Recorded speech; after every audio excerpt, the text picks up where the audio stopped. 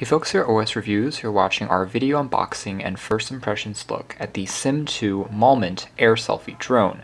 As the name suggests, this is a selfie drone. So essentially it hovers about 1.5 meters off from the ground. It has a optical flow sensor, which is really an ultrasonic sensor that detects depth, and it also uses machine learning with the camera to detect your face and follow you around for photography purposes. It's not meant to compete with DJI Mavics and more expensive drones that are used as filmography tools. This is more as a simple everyday device.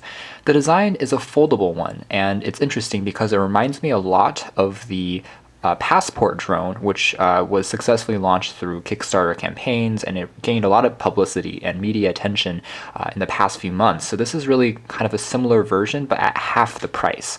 Whereas the Passport drone, it's also a selfie drone, sells for $600. This one retails for $300 and has basically all of the same features, so the price is definitely cheaper. Still, $300 in isolation is still a bit of cash to pay for a drone, when if you're really a hobbyist, there are other options that might be cheaper on the market.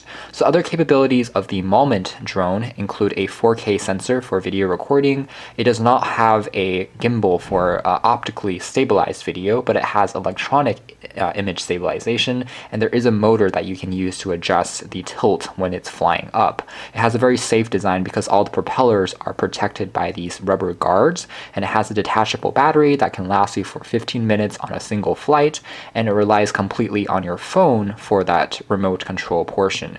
It does have both Wi-Fi in addition to GPS. So inside we have what looks like a hard shell carrying case that probably contains the drone. We'll take a closer look at this in a moment, but down below here we have all of the other accessories, inclusive of the battery, which you can see is detached. And it's a soft touch rubber battery. It has a simple LED light that you can tap on to tell you the status of the capacity. It looks like the charge is pretty much full out of the box. And on the back there's some basic information as well, including Simtoo, which is the manufacturer, and the capacity is 2,900 milliamp hours. What's kind of interesting is that this is actually doubling as the power key for the drone as well. Not only is this an indicator light for the capacity, but when it's actually connected using these prongs onto the drone, you tap on this key for 5 seconds to turn the unit on. So it has kind of a smart sensor built in. We also have kind of a screwdriver for assembling and deassembling maybe parts like the propellers. Here we have the user guide, which seems to be very simple. You can download the app, which is in the same name, through the Google Play Store and in the iOS Store for Apple devices. Here is the charging kind of brick for the built-in battery, and it looks like using a proprietary prong as opposed to something more standard. Right, so going back to the hard shell case now, this actually looks like a pretty premium carrying case. It has a nice texture to it, looks like carbon fiber, and then all the zippers and accents are gold, so it definitely seems like they put a bit of attention here to the details. I should mention that Simtoo isn't new to making drones. They've been making drones for the past few years, and one of the more popular options is called the Dragonfly Pro. It's more comparable to a full-size drone, by DJI or maybe even by Xiaomi, and it doesn't fold down, it doesn't collapse, but it does have a real gimbal and a 4K camera attached. It's more meant as a traditional filmography tool rather than something portable and compact that you would want to slip into a backpack and go everywhere with you. Price point is also a little bit more expensive. Anyways, in here we have what looks like the drone. You can see everything is folded up, again, in a very compact form factor. We'll take a closer look in a second. It's very lightweight on first impressions. And there's also what looks like the physical part that attaches the battery, and of course we would plug this other end into the charger. What's really interesting about this kind of charging cradle is you don't actually have to use what looks like that proprietary port. So this is probably going to be some kind of rapid charger of charging up the battery in maybe 30 minutes. But if you only have what looks like USB Type-C, you can still plug this into a power bank and charge it up a little bit more slowly, but it will still work. So that's a secondary option for power, which is pretty nice. All right, so let's set this off to the side and go back now just to the drone. Again, first impressions, it's extremely lightweight. There's quite a few ways that it can stand up on its own on a surface. It can stand up like this, it can stand up like a book, so pretty flexible in that, and definitely compact enough to, again, store into a backpack. First thing I'm noticing is a really interesting third connector port on the body, which looks like micro USB.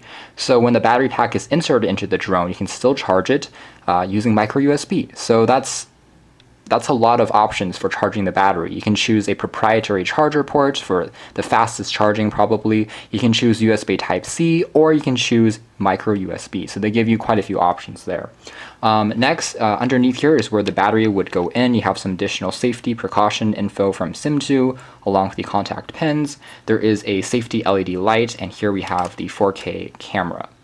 If we fold this outwards, this is just a mechanically folding kind of design. There's no way that it automatically unfolds or anything like that, but it would simply unfold like this, and it clicks into place pretty securely. You can see that the propellers are protected by these guards, and it's fully enclosed. And as a result, it's really hard to get your hands caught in this. It's also going to prevent larger objects like leaves or dirt from getting inside as well. So it's quite rugged in that sense, and it's very safe. Since it's a selfie drone, essentially it can take off on your hand. You can drop it in midair and it will float and hover. So it's important that everything is well enclosed and protected. Honestly, I think that just like the Passport drone, this is really a beautiful design that I think should be kind of the future of where all portable drones should look like, since it really is such a smart overall look and works surprisingly well. So hopefully the industry will catch on and we'll see more and more designs like this, and the pricing will also come down a bit more. So here we have some safety precautions. Do not try to physically move the camera sensor with your hand, since it's motorized. You don't want to break that. And then we have kind of the sensors for the infrared and also the ultrasonic for the optical flow. The guards have a bit of a flexibility to them, which is a pretty good thing. That means that if it drops or hits something like concrete, it's going to absorb the shock a little bit more. When you want to charge the battery pack with the included docking rapid charger, you simply snap it into place vertically. It's pretty easy to do, and then attaches into place, as you can see there. It extends off from the side a little bit. It's possible that you can pick up additional battery packs if you want to, since you can see that everything stores and tucks nicely into the hardshell carrying case. The charger part goes into here, the battery pack goes into here. As a safety precaution, what you'll notice is that the drone will not fit into the hardshell case with the battery pack inserted. It's actually cut off, so you have to remove it and put it here or here. That's a safety precaution, again, since the power key is mounted on the battery pack, so you don't want to accidentally trigger it and have the drone start flying in the bag, because that would be bad. So it's going to be physically detached when you are carrying it around. So next, let's talk a little bit about the app, just as a quick, again, first impressions. We'll be coming out with a more complete review soon, but this is what the app is called. It's simply called Moment Drone. You can find it, again, for free, and it will guide you through a very quick tutorial in terms of precautions when you first launch it. If you tap on User Manual, that will tell you about its safety, how to align it properly, and where you should try to fly it. Each time that you power on the drone, it takes a few seconds to calibrate its accelerometers to know its orientation, and then it will be ready to go. So the first thing that you would do is tap on Connect to connect to the drone using Wi-Fi, and afterwards you'll be able to see what's displayed using the drone's camera. You can take images, use the virtual D-pad to control its movements, and then tap on Media Library to see the content, including photos and videos taken using the drone. So that's, again, pretty much the extent of our unboxing, but if we just very briefly see if there's any power left, just to see if the camera will come on. Let's try taking a quick look. So it seems to attach pretty easily, and if we tap on the power key here for a few seconds, you'll notice that sound, and you can hear a little bit of the buzzing. And that sound is because of the flow sensor, or the optical ultrasonic sensor. And the light here is flashing as well to know that it started up and it's in the connection mode. I should mention that the Wi-Fi password for this drone, in terms of connecting to its Wi-Fi and settings, is 12345678990. So that's the default password, which you can change. And from here we can see that everything is set up. It's telling me that the SD card is not inserted since it doesn't have any built-in memory. The memory card slot is actually located behind the battery compartment to the right, and you can insert a micro SD card up to 32 gigabytes for recording content. You can see the interface here gives me again the aforementioned viewfinder for the image, in addition to modes for recording different types of video. It's using optical sensor right now. It's also telling me the GPS signal strength, battery strength, the distance, which it's estimating to be pretty much 0 since it's on the surface right now, the Wi-Fi signal strength, and additional settings. So tapping on this button here will allow it to take off to 1.5 meters. This one is an automatic landing. So pretty simple and straightforward from a conceptual point of view. We'll be doing a lot more testing with this and come out with a more detailed review soon, but again, this has just been our video. Thanks for watching here at OS Reviews. This has been our unboxing first impressions look at the Simtoo Moment, a 4K selfie drone.